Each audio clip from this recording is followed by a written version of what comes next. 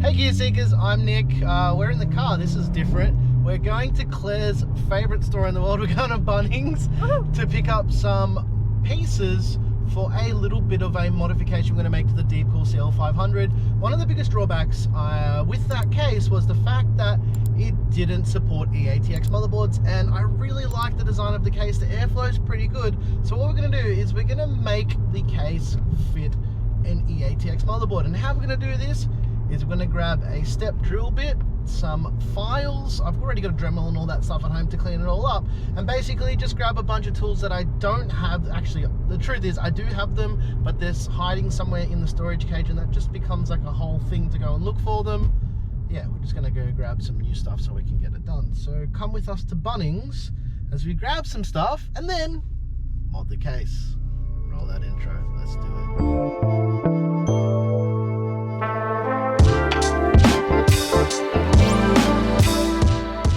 Kick off this video, there's a little bit of a PSA in regards to being out in public with a global pandemic. Guys, mask up if you're out in public, all right? Mask up. I do it every single time.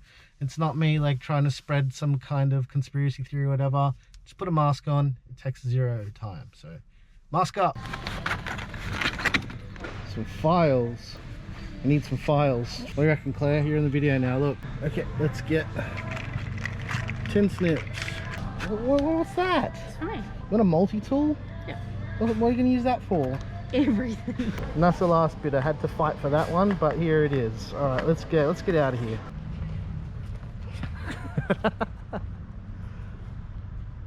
And no, Starthy, it's not called Bunnos. It's Bunnings. Now that we've got basically all the tools that we need to do this, the first thing we actually need to do is strip down all the panels and all that stuff off the case. So there's a couple of other modifications. Oh, this is really tight.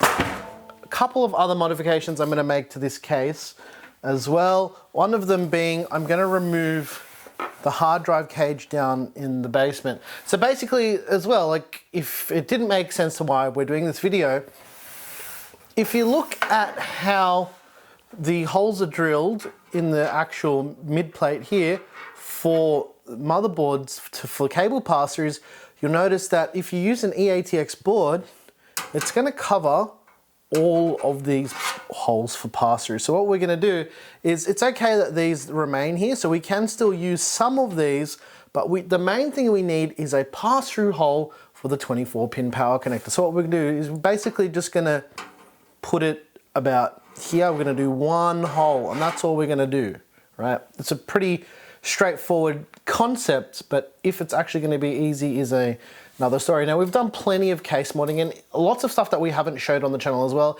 And if you look at the sleeper PC that we did, if you look at the original build video, you would have seen how much we had to do to that case to get that to work. So this is a little bit less than that. Basically what we're doing is going to be cutting out a hole, cleaning it up, making it look nice, and then using the same grommets in that hole to make it look all clean so we don't cut ourselves when we're building as well. So yeah, let's start pulling all the things off.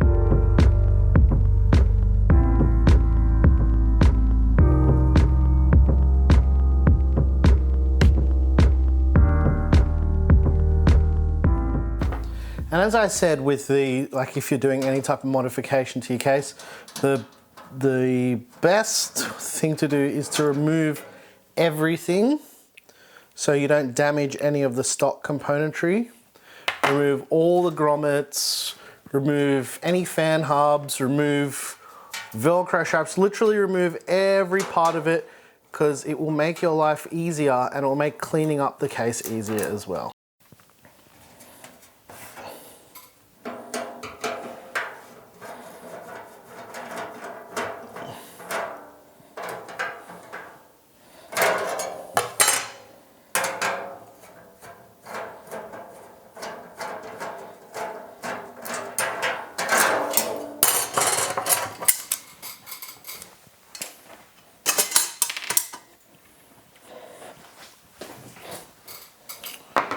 All right, let's attempt to get the hard drive cage out. We're probably gonna have to, I think I'm gonna have to actually bend it and get it out. I don't want it in the case at all. Like, I just don't want it to be a part of the system. It won't need any mechanical drives whatsoever.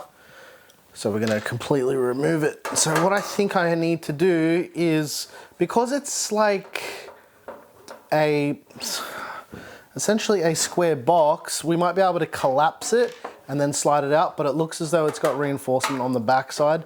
So maybe we'll try and rotate it in here and then destroy the back of it. So then we can see if we can rotate this around. It might be, you see? This is what I don't like. I don't like when we can't remove these cages easily. After a little bit of fiddling, I was able to turn the hard drive cage around. So what I'm gonna do is I'm gonna drill these 4 rivets out. Once this back panel comes off this cage, I should be able to just squash it flat and then slide it out as a flat bit of metal. I'll show you. Let's see if we can do this, right? Okay, time to get drilling.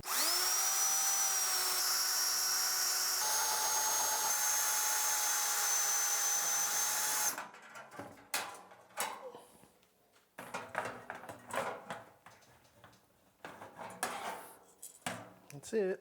As you can see, drilling out those 4 rivets made it so we can flatten the hard drive cage so we can actually get it out. What would have been good is if the cage had no bottom and it was just these parts mounted to the case, because then you would have been able to just take the screws out and slide it out in one bit. I don't like that they make hard drive cages basically stuck inside cases. All drive cages should be removable depending on the use case. So yeah, a little bit of modification, but let's crack on and let's measure up some stuff. I already know the measurements, I've already done everything, but we're just gonna crack on, right? Let's do it.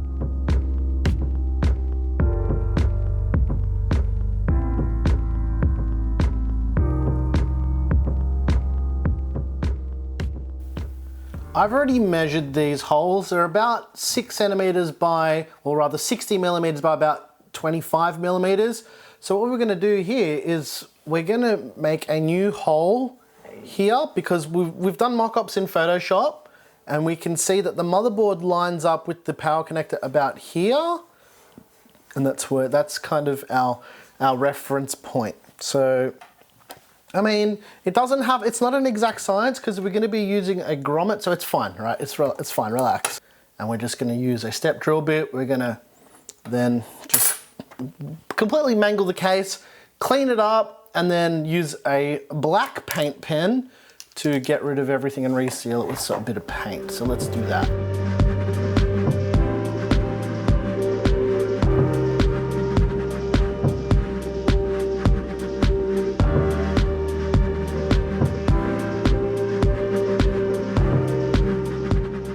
This hole is super rough, but that's kind of the point of it. That's why we've got other tools.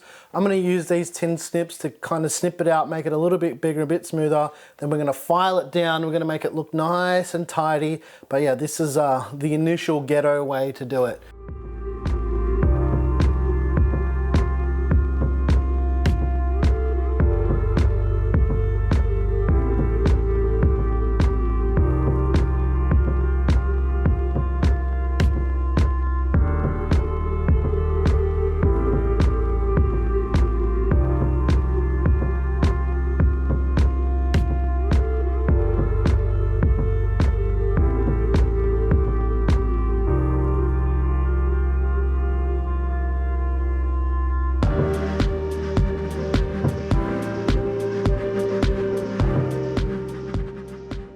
Okay, it's all done. It's not pretty, as you can tell. I used black paint pen to clean up the edges, and I used some fabric tape so it's not like sharp around the edges. I did file it down to make it all smooth, but just in case, so we don't cut ourselves, I put fabric tape around the edges too. The grommet goes in no problem, which was, oh well, that didn't look so smooth, but yeah, the grommet goes in, and that was kind of the whole point of this. Was it for it to be not factory fitment? Because it's rough, right? That's fine. It's not meant to be perfect, but the grommet goes in, and that's all that we needed to happen, just so we can pass the cables through. The lucky thing is the motherboard that we're using will come out to about here, And actually, it's got a right angle power connector, so the cables will come straight out into the motherboard, so it'll cover most of everything that we're seeing, so it's not a problem. And this is going to be for a workstation, so we're not really going to see this PC at all. So aesthetically, it doesn't need to be perfect, it just needs to fit, right? And we did, I mean, make it look a little bit cleaner, but realistically, it doesn't need to be perfect, it just needs to work, and that's the point of this.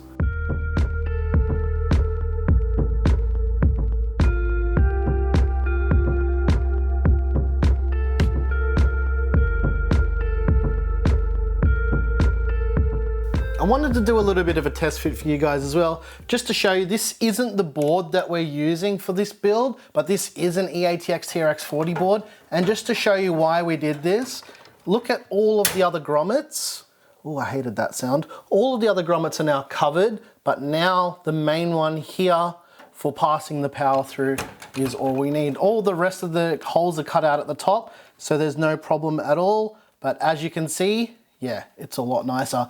Now the Gigabyte board that we're using, the connector's a little bit higher up, so we don't really have, like, it's not down here, so it is a bit nicer, and I did take that into consideration when I was planning where to put the hole. But yeah, this is why. See how big that board is?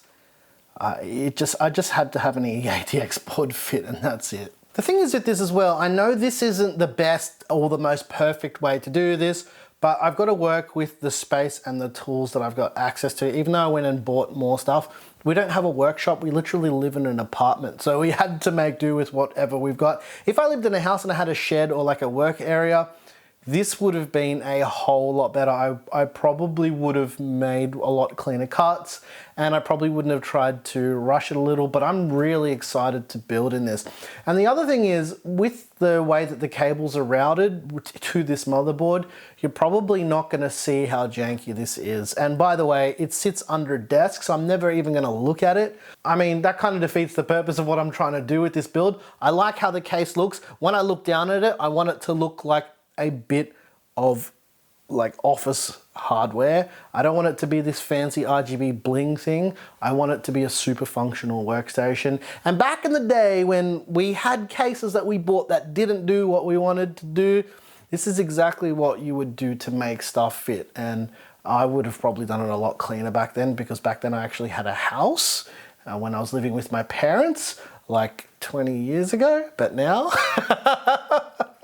I'm a grown up and I have to do it any way that I can. Now, it wasn't supposed to be the prettiest thing in the world. That's not really the point of it. It's just supposed to be super functional and basically not cut yourself when you're building with it. This case is going to end up being my new workstation case. I was going to do the EK quick disconnect setup, but I decided against it. I just really fell in love with the look of this case. I can't stop thinking about it, and I just had to make it fit somehow. I have other TRX40 boards, well, one other TRX40 board that is ATX, but it doesn't have the feature set of the one that I'm currently using for my workstation, and I kind of want to keep that board and not reinstall Windows and do all that jazz and just have a new case that yeah, that I like the look of. I don't know, I just like how it looks. I just can't let it go. I'm sorry. And I know that this is definitely the most janky way to make this motherboard that I've got fit, but that's what I wanted, and now that's what I have to live with, being janky. It's okay though. Yeah, also I just wanted to mention that if you're working with power tools and stuff like that, make sure you wear safety goggles and all that stuff, especially when you're grinding metal. I was wearing them. Obviously you couldn't see me on camera half the time, but I was wearing them to be safe, because you do need to be careful with bits of metal flicking into your eyes. And also make sure you clean the inside of the case when you're done properly. Otherwise, one little fleck or speck of metal will short out your motherboard, and it could kill an otherwise perfectly working system. So yeah, hope you guys enjoyed it. And if you like the music you heard here, Make All the Music is available over on our Patreon. If you like this video, smash the like button. If you hated this video and you hated everything I did and the methods that I used to do it, then hit that dislike button twice. Once again, thank you so very much for watching. I'm your boy Nick with Gear Seekers. You peek, we seek. And this is probably going to be, I'm gonna call it now, Claire, this is probably going to be the last video that we make before hitting 100,000 subscribers. Because as of me filming the outro, we're about 400 subscribers away, which is pretty crazy. But yeah, anyways guys, we love you so very much and thanks for watching.